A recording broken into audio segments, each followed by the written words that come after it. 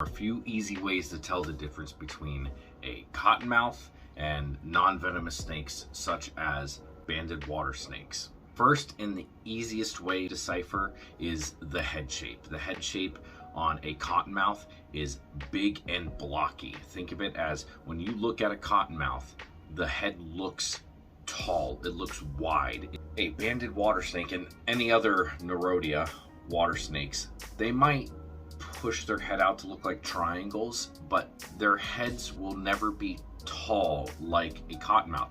For sitting up straight periscoping, you can clearly see that its head itself is also taller.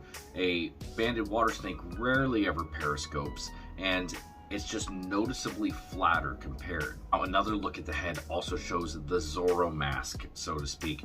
Now, banded water snakes have some striping on the face, and they do have, but the Zorro mask, the stripe on the eyes of the cottonmouth, is a clear distinction that banded water snakes and other Nerodia and things that look very similar just do not have. It kind of looks like the cottonmouth has like eyebrows that make it look kind of angry. The cottonmouth always looks kind of irritated, while a water snake tends to kind of derpy. That's the best way I can describe it.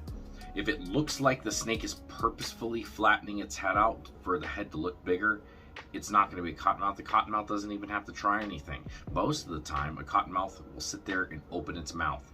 If the cottonmouth opens its mouth and just sits there with its mouth open like that and fangs wide, it's not a water snake. Water snakes might strike at you, they'll get defensive, but they won't just sit there with their mouths wide open. Also, another way to look is the coloration. Now, this doesn't always apply because sometimes cottonmouths and water snakes will have a very dark blackish brown looking coloration to them, where it's just there's really no patterns, and their bodies will look very similar. They're kind of short, stocky, and fat. They do both have this, especially as they get bigger.